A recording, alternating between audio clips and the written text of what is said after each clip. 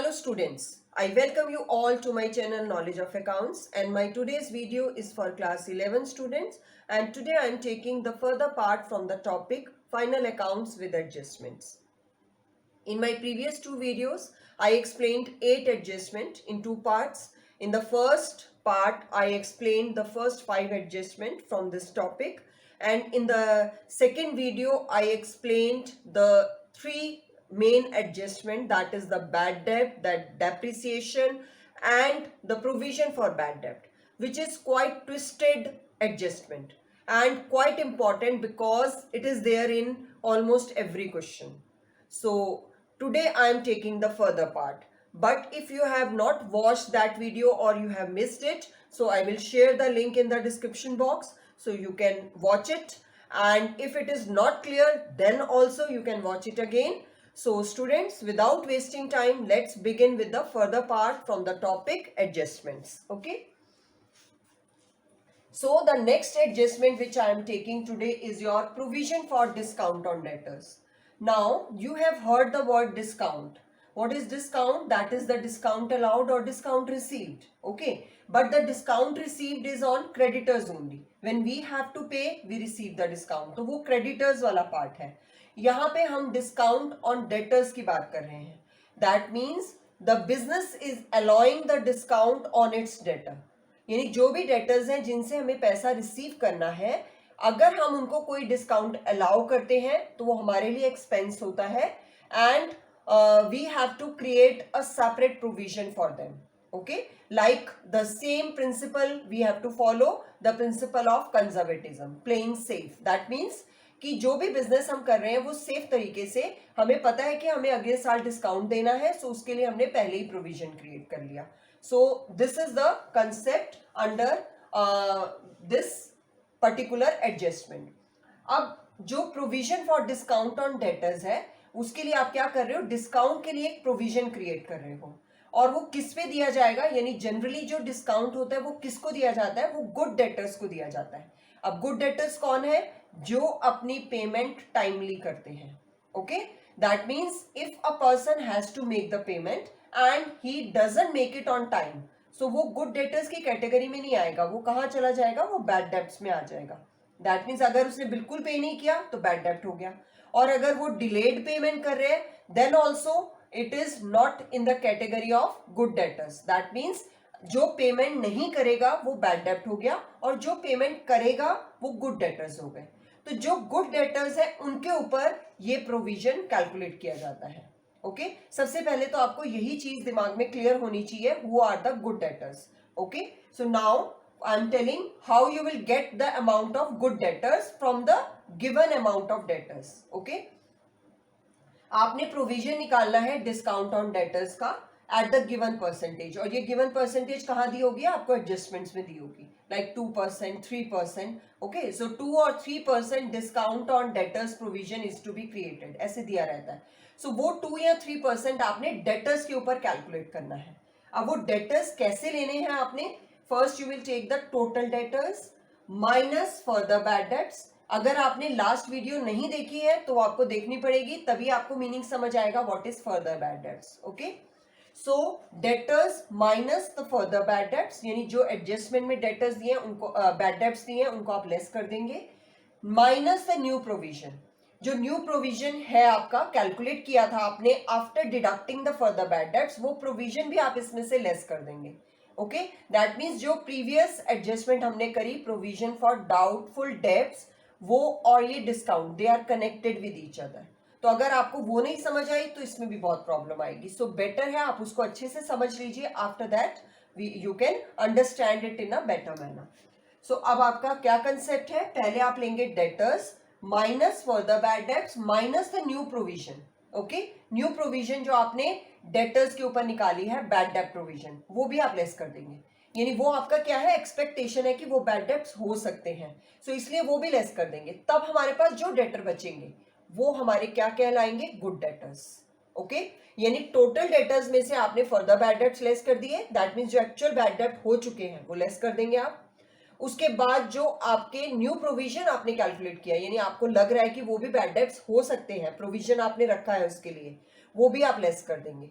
उसके बाद जो डेटर्स बचेंगे they will be treated as good debtors. Okay, so वो हमारे क्या बन गए, रिमेनिंग डेटर्स या good debtors into rate upon 100. जो 2% 3% आपको दिया है वो आप कैलकुलेट करेंगे अमाउंट.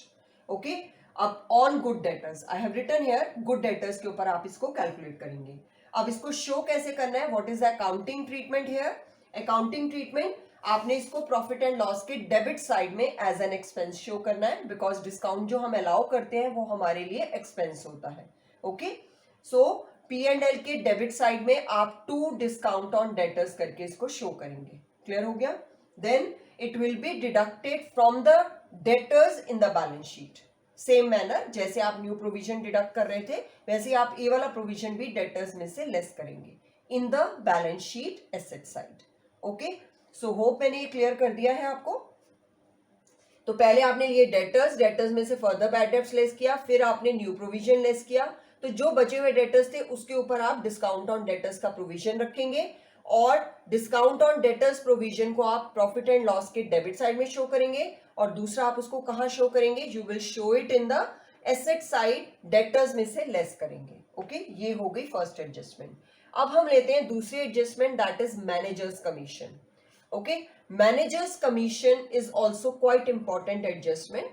इसके अंदर आपने क्या करना है, आपको एक परसेंटेज दिया रहेगा like 10%, 5%, 15% of net profit is given as managers commission. और ये भी एडजस्टमेंट में ही दिया होगा. तो जो भी आपने कमीशन निकालनी है वो किस पे निकालनी है, नेट प्रॉफिट के ऊपर. तो अब आप पहले क्या करेंगे, पहले पूरा नेट प्रॉफिट निकलेगा. That means whole profit and loss account will be prepared.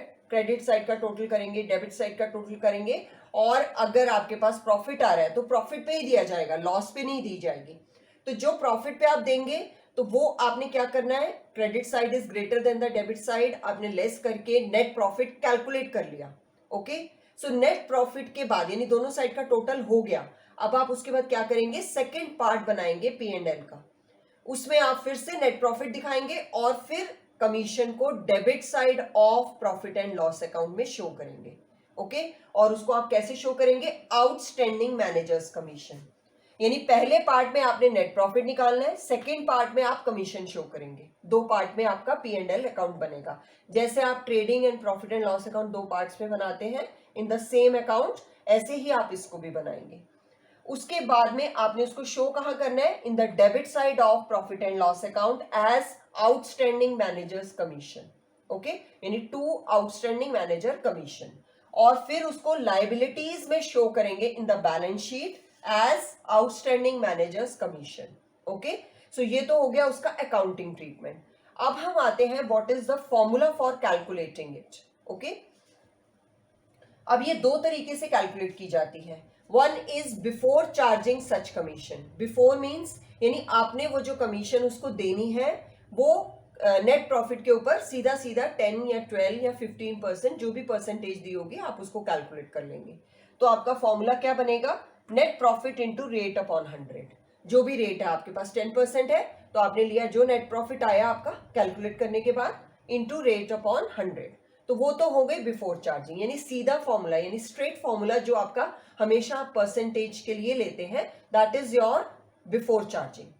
अब अगर आ जाता है आफ्टर चार्जिंग. आफ्टर चार्जिंग का मतलब क्या है, यहां पर आफ्टर चार्जिंग का मतलब नेट प्रॉफिट के ऊपर हमें कमीशन देनी है, लेकिन उसकी कमीशन लेस करने के बाद जो नेट प्रॉफिट बचेगा उस पे देनी है. क्लियर. बिफोर चार्जिंग का मतलब हो गया नेट प्रॉफिट का 10%, तो सीधा सीधा हो गया, नो कंफ्यूजन. लेकिन अगर it is written after charging such commission, तब आपने क्या करना है, नेट प्रॉफिट के अंदर से कमीशन डिडक्ट करने के बाद में जो नेट प्रॉफिट बचेगा उसके ऊपर 10% देना है. तो अब जब तक आपके पास नेट प्रॉफिट नहीं आएगा आप उसके बाद कमीशन नहीं निकाल सकते.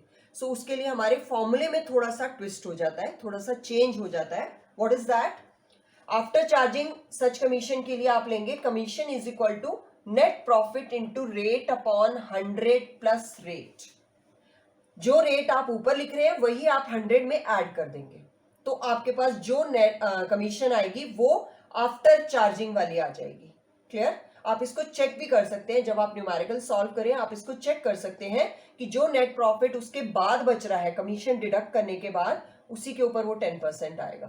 क्लियर है. सो ये आपका यूनिटरी मेथड है जो कि मैथ्स में हम करते थे कि इफ इट इज 100 तो 100 प्लस 10 रेट मिला के जब हम करेंगे तो वो हमारा कमीशन आ जाएगा। तो अभी ज्यादा मैथ्स के उसमें डिटेल में ना जाते हुए आपने सिर्फ फॉर्मूला को याद करना है। बिफोर चार्जिंग के लिए you will take net profit into rate upon 100, after charging के लिए you will take net profit into rate upon 100 plus rate. अगर रेट आपका 5% है तो you will take 100 plus 5, that means 105। अगर आपका रेट 10% है तो you will take 10 upon 100 plus 10, that means 110। Clear है? सो इतना सा चेंज करने से आपकी कमीशन और बाकी ट्रीटमेंट उसका सेम रहेगा। कमीशन आ जाएगी, उसको सेम तरीके से ट्रीट करेंगे। P&L के डेबिट साइड में दिखाएंगे पहले टू आउटस्टैंडिंग मैनेजर्स कमीशन, फिर लाइबिलिटीज में दिखाएंगे to outstanding without the word to outstanding managers commission. Clear है? ये तो हो गई 2 एडजस्टमेंट। आज मैंने सिर्फ 2 ही एडजस्टमेंट लिए हैं, आपकी 10 हो गई हैं, अभी कुछ और बची हैं। In my next video I will share that. So अब मैं ले रही हूं आपकी इंप्लाइड एडजस्टमेंट। अब what are the implied adjustment? Implied का मतलब है बिना बोले ही आपको ये एडजस्ट करना है, यानी whether it is mention in the question और नॉट, आपने इसको अपने आप से अगर आपके ट्रायल बैलेंस में कुछ भी ऐसा लिखा है जिससे आपको पता चलेगा कि इसका आपको इंटरेस्ट या इसका आपको रेंट या सैलरी सब निकालना है। सो वो कैसे पता चलेगा आपको? जस्ट सी 10% लोन, अगर आपको ये दिया हुआ है 10% लोन और एडजस्टमेंट में कुछ नहीं लिखा और पूरे क्वेश्चन में और कुछ नहीं है, तो आपने क्या करना है, लोन के ऊपर 10% इंटरेस्ट निकालना है। That will be treated as outstanding interest on loan. Clear है? क्यों लेना है? क्योंकि इट इज अंडरस्टूड कि अगर आपका लोन 10% डिसाइडेड है तो उस पे इंटरेस्ट हमें पे करना ही है। If we have not paid it will be recorded as outstanding interest. Okay, same अगर इन्वेस्टमेंट दी हुई है और परसेंटेज दी है तो आपने इन्वेस्टमेंट के ऊपर भी परसेंटेज से इंटरेस्ट निकालना है, तो वो आपका आ जाएगा interest on investment, that will be a income. लेकिन वो इनकम रिसीव नहीं हुई आपको, यानी आप पूरे ट्रायल बैलेंस में देखेंगे कि वो रिसीव नहीं हो रही है, so you will record it as accrued income. Clear है? Accrued interest on investment, income का मतलब वही है इंटरेस्ट ऑन इन्वेस्टमेंट। फिर अगर आपके क्वेश्चन में it is mentioned rent 11 months का, तो अब आप क्या करेंगे, रेंट पूरे 12 मंथ्स का निकालेंगे। तो यानी जितना रेंट दिया होगा उसको डिवाइडेड बाय 11 करके आप पहले 1 मंथ का रेंट निकालेंगे और फिर जो 1 मंथ रिमेनिंग होगा वो आउटस्टैंडिंग में आ जाएगा। यानी ये मेंशन नहीं है कि it is outstanding, but you need to calculate that it is outstanding. Clear है?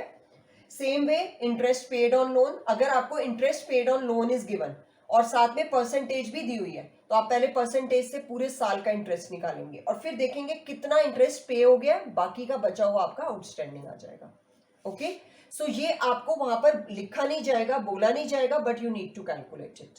Same way 12% loan taken on 1 October, अगर डेट भी साथ में मेंशन है तब आपने क्या करना है, आपने जो इंटरेस्ट निकालना है वो अक्टूबर से मार्च तक का निकालना है, दैट मीन 6 मंथ्स का। ओके, सो आपने ये सारी चीजें, अगर किसी के साथ डेट दी हुई है तो वो डेट को कंसीडर करना है while calculating depreciation, while calculating interest. Okay, same way अगर आपकी एसेट परचेज ऑन 1 जुलाई लिखा है तो 1 जुलाई से लेके लास्ट तक की आप डेप्रिसिएशन उस पर लगाएंगे, बाकी की नहीं लगाएंगे, यानी फुल ईयर की you will not charge. Same way investment purchase on 30th July और 30th September, you will take the interest according to the date given. So ये आपकी इंप्लाइड है, दैट मीन्स बिना बोले आपको ये सारी एडजस्टमेंट्स को ध्यान में रखना है। सो स्टूडेंट्स, होप ये कंसेप्ट आपको बहुत अच्छे से क्लियर हो गया होगा एंड आप इसके लिए न्यूमेरिकल सॉल्व करिए एंड दोबारा से इनको जब आप समझेंगे you will better understand them. So see you in my next video, till then bye bye students.